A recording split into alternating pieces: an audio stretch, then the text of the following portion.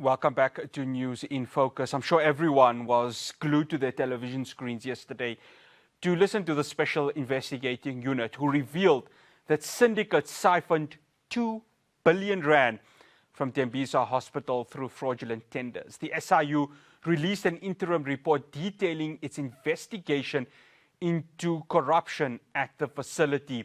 The probe was prompted by whistleblower Babita Deokaran, who flagged irregular tenders at the hospital in 2021. Of course, she was assassinated outside her home in Winchester Hills in August of that year. And of course, joining me now, and this is a conversation I had with Advocate Paul Hoffman 3 years ago to mark the 1-year anniversary of her death. And he joins me again today now from Accountability. Now, Advocate Hoffman, always good having you on. Thank you so much for joining us. Thanks for the opportunity, and good afternoon to your viewers as well. No, it's an absolute pleasure.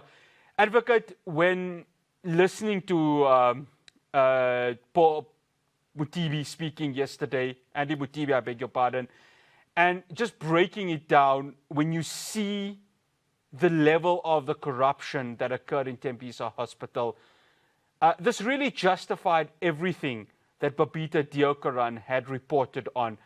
And when you listen and when you see the rot that had occurred, it really goes deeper than anyone would have imagined. Yes, it's a 2 billion total, and they're not finished yet. They expect to be finished with their SIU investigation in 2027. So who knows what else they're going to find while they're doing that. And this has been going on since 2018. So it's not as though it was a single transaction. There are more than 2,000 transactions involved, and it seems that Tembisa Hospital, which has only 850 beds, has been used as the cash cow of several cartels that regard this as easy money. And they work on a basis of complete impunity. Usually, when corruption of this kind occurs, the people involved in the corruption, unless they have a complete sense of impunity, take the proceeds of their crime and they squirrel it away. But in this case, it seems that the money stolen from the hospital has been used to acquire luxury properties, fancy motor cars, and even a boat in one of the details that I've read in relation to this lot. And, you know, I'm wondering whether the SIU is thinking straight about this, because they now say in their interim report that it is their intention to seek to seize and freeze and forfeit the proceeds of the crime. And they're saying that before they've taken any legal steps whatsoever in that regard. Now, how do you suppose that is landing on the people involved in the syndicates and the cartel that is using Tembisa Hospital as a cash cow? If you're going to do that sort of thing, the seize, freeze, and forfeit route, which is the right way to do it, then you don't tell the criminals that you're coming to get them, because then the Bentleys and the Lamborghinis and the fancy properties will be squirreled away, sold off, or transferred to somebody else in order to put the SIU off the trail. I'm afraid this has taken too long. The whole thing has taken too long, and too little has been done to actually nail the people involved. There are 120 odd civil servants in the hospital involved in this scheme, and who knows how many people are involved as beneficiaries of the scheme, or the cartels that are operating. Advocate Hoffman, I want to bring in who the alleged looters could potentially be. Hangwani Morgan Maumela. And if we look at the report, he is believed to have worked with Vusimusi Kat Matlala. This is the same guy that has been linked to working with certain officials within the South African Police Service. When you listen to what is currently happening at the Madlanga Commission, and I'm just thinking to myself, how have we got here? Because this is 800 million rand in tenders from the hospital. 800 million rand. That is for him. This is the one who's the nephew by a previous marriage of our President Cyril Ramaphosa. Really unfortunate. Yeah, and I'm just trying to get to this, and I'm sure everyone else is trying to understand that how could this have occurred? Because when you look at the listing of the assets, I mean, there are about 4 Lamborghinis, there's a Bentley, there's a boat, yeah, I mean, certain properties in Bantry Bay, in Hartbeespoort Dam, in Sandton. I mean, these are elite areas, and you just think to yourself, my word, this was done in such a way that when you look at the poverty in this country, it was quite clear they knew the impunity was going to be untouched with regards to this. And this is a problem that we have in this country right now. Yes, and it's not something new. In the state capture matter in which the Zondo Commission investigated, the estimation that I read today is that some 4.9 billion rand was involved in the whole of the state capture project. That includes 1 billion for our friends at Bain and so on. But the amount involved in a small hospital with 840 beds, it works out to something like 2.5 million rand per bed. That's what the paper trail of malfeasance and misappropriation of monies has revealed thus far in an investigation in which they estimate that they will be busy until 2027, and they telegraph in advance that they're going to seek to seize assets that are the proceeds of crime, giving a message to those involved. Best you hide those things or sell them or take them offshore as fast as you can, so that it makes it more difficult for the SIU to do its work. We do need to remember that the SIU is not part of the criminal justice administration in South Africa. It doesn't have the powers of the prosecuting authorities nor of the police, but it can do quite a lot in terms of recovering the proceeds of crime through its special tribunal, which has been created as an agency for recovering the loot of state capture, or in this case of the cartels that have been involved. But they're going about it back to front. You don't tell the crooks that you're coming after them in advance, because all you're doing is giving them a warning to hide the assets that they have looted from the Tembisa Hospital. And it's very unfortunate that only 4 cases have been given to the National Prosecuting Authority so far. It really does smack of ham-handedness in the way that the matter has been run. After the break, my conversation continues with Advocate Paul Hoffman. We're going to be asking the question, can South Africa finally have accountability for those who loot such important assets, properties, institutions like Tembisa hospitals and other clinics, given that we still have a state capture report that is lying in the wait in terms of prosecutions occurring? Do stay tuned. The conversation continues after the break.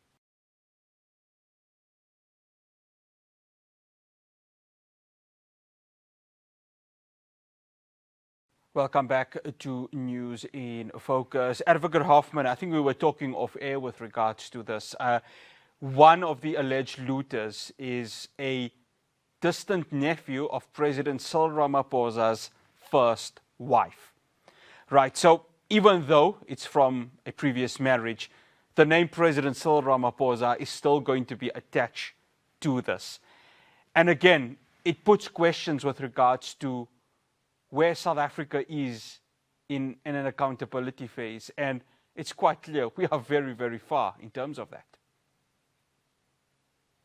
I think that the president is in any way involved in this low-level looting. I mean, he is a billionaire. He doesn't have to pretend to be supplying goods to a small hospital in order to make money. And what it does suggest is that the degree of impunity is such that those involved believe that they have the necessary political cover to see to it that no criminal case ever sees the light of day and no civil forfeiture proceedings are ever successful against them.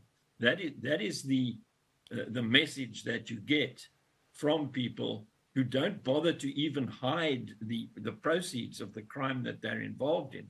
They splash it on fancy cars and posh addresses and buy immovable property, which is even more difficult to spirit away than the usual fancy motor cars and yachts that sail away when the proverbial hits the fan. There are really three things that need to be done in order to get accountability back on track in South Africa. We need to enforce the rule of law better than we have been doing in the course of the last 30 years. You'll recall, because you're just about old enough to remember it, that in 2011, the Constitutional Court was seized with litigation that had to do with the closure of the Scorpions. And the Scorpions were an efficient anti-corruption unit. But they were closed down when Jacob Zuma became the presidential candidate for the ANC at the Polokwane conference in 2007. And the Scorpions were then replaced by a police unit, which we know as the Hawks, the Directorate of Priority Crime Investigation. Now, what the court said in that case was that our law demands a body outside executive control to deal with corruption effectively. Now, what we have is a situation in which that order of court, which binds the government, has not ever been properly implemented.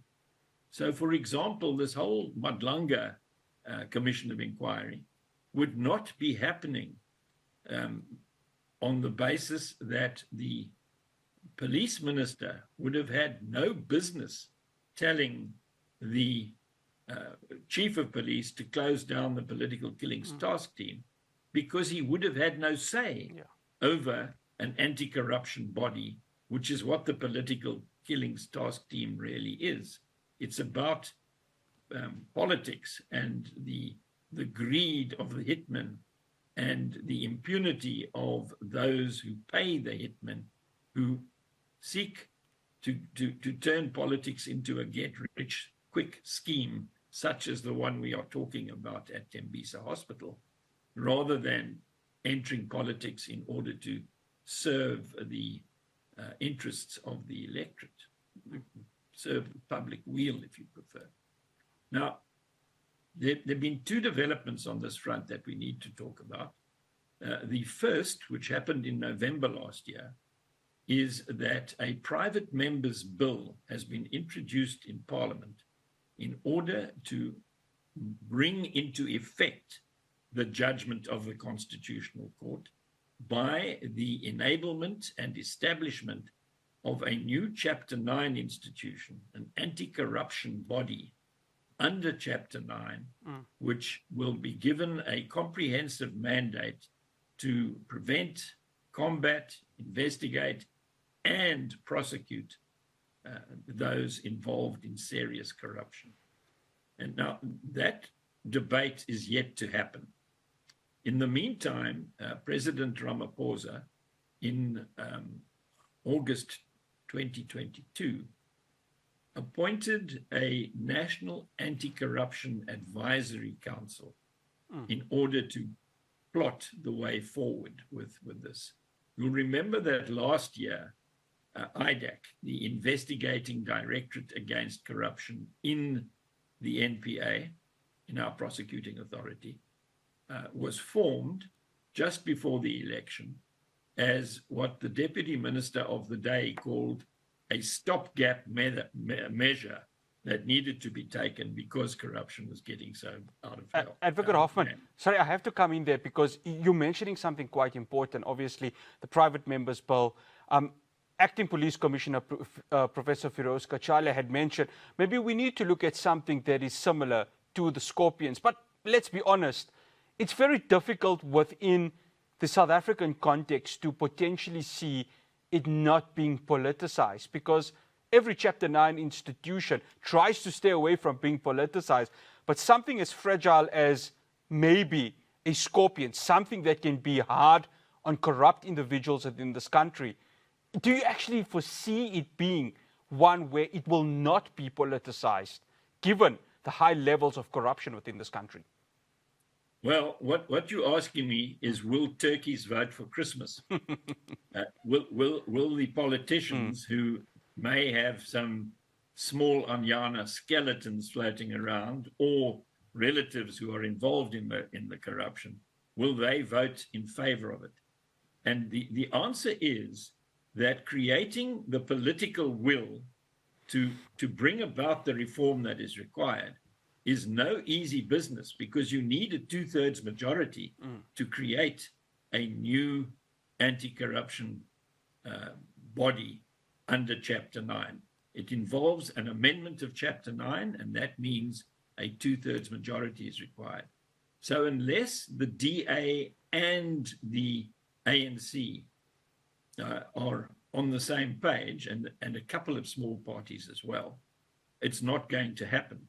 But I suggest to you and to your viewers as well that the time has come for those who seek re-election to understand that they will not be re-elected if they do not support the two bills that are pending in Parliament to create the Chapter 9 institution, because they will be voted out of office if they are seen to be soft on corruption. And this is the first time, these two private members' bills are the first time that Parliament will be confronted with the question, dare we vote against the bills and expose ourselves as being only too happy to carry on with the levels of corruption we have? Now, in order to try and head that little argument off, the National Anti-Corruption Advisory Council, chaired by the man who is now the acting police minister, has come up with its own Chapter 9 body, which will have no prosecutorial powers at all, and which will also be at the beck and call of the president, who will be allowed to do with that new body, which they call the Office of Public Integrity. The president will be able to instruct that body to do what the SIU does at the moment. I think the idea is that the SIU will become, or will certainly give talent and staff and resources to the Office of Public Integrity. And it will then do everything that is required to be done in relation to corruption, other than prosecution. And the prosecution of the corrupt will remain in the hands of the NPA, which, as we all know, has been gutted by state capture, is infested with saboteurs, and according to its own leader, has got the rule of law in a position where it is, and I quote Shamila Batoy, it is in the ICU on life support. That combination of factors suggests to me that it will be difficult to sell the idea of a Office of Public Integrity to Parliament, because the parliamentarians will see it for what it is, namely a scheme to get around effective and efficient anti-corruption machinery of state that can Advocate take Hoffman, on serious corruption. Yeah, we've got 2 minutes left. You've mentioned it now, whether it's allegations with regards to a gentleman called Rudolph Mazibuko, to an unidentified man. I mean, these are in the high millions, to smaller syndicates. This NPA, and you've mentioned it, Advocate Shamila Botoi said it's currently on ICU. If they were to have the day in court, and if they were to be somehow found guilty, are we really trusting an NPA that, as you say, and as Advocate Shamila Botoi puts quite emphatically, it's on ICU. It's going to be difficult to prosecute these individuals. Your 2 minutes starts now, Advocate Hoffman. Okay, for 2 minutes, what the bills that are before Parliament suggest is that the prosecution, as well as the investigation, as well as the prevention, as well as the combating of serious corruption, will all be under one roof, a single body, which is exactly what the court said, a body outside executive control. And the NPA will be able to get on with all the other ordinary crime that it deals with, but the specialized crime of corruption will be dealt with by specialists, trained, independent, resourced properly, and secure in their tenure of office, which is what the Scorpions weren't. But with those characteristics, and they all catered for in the bills, it will be possible to actually secure convictions, because the right people, without a lot of saboteurs sneaking around behind their backs, will be able to do the job at hand. I hope that's 2 minutes. Advocate Hoffman, on the spot. Always good having you on. Thank you so much for joining us. Thanks for the opportunity. That's accountability now as Advocate Paul Hoffman. And of course, we will be following what occurs within this investigation. Deadly, tragic, but we hope that accountability will see the light at the end of the day. That's all I have for you on News in Focus. If you've missed this episode, do be sure to catch it on our YouTube channel. From myself, Hospital, and the rest of the team in Johannesburg. Assalamu alaikum wa rahmatullahi wa barakatuh.